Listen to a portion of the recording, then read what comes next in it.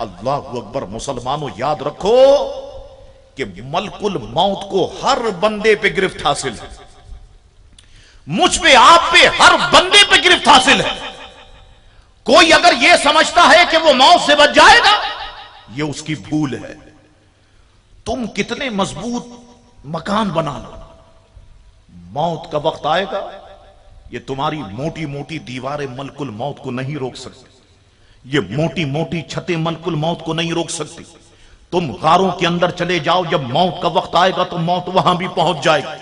तुम समंदर की गहराइयों में जाके मकानात बना लो, मौत का वक्त आएगा तो मलकुल मौत वहां पर पहुंच जाएंगे।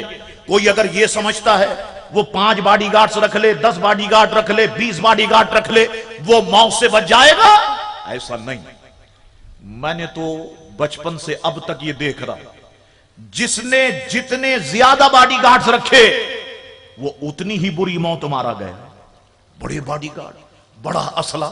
एक अजीब कल्चर में देखता हूं अपने पाकिस्तान के अंदर, और पूरे पाकिस्तान की मैं बात करूं, एक अजीब कल्चर कि साहब 4x4 होनी चाहिए, डबल कैबिन होनी चाहिए, आगे साहब की गाड़ी होनी चाहिए जो बड़ी कीमती होनी चाहिए, पीछे जो डबल कैबिन है उसमें गार्ड बैठने चाहिए, गार्ड की मूंछें ऐसे पता हो कि पता चले जब बाहर इतने बड़े शैतान बैठे हैं तो अंदर कितना बड़ा शैतान बैठा हुआ होगा।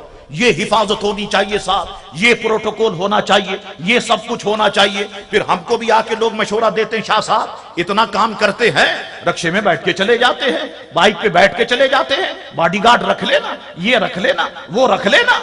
याद रखो, बचपन से मुझे सिखाया मेरी दादी ने, मेरे मां बाप ने, बुनियादी अकीदा है, जो रात कब्र में है वो रात कब्र में गुजारनी होगी।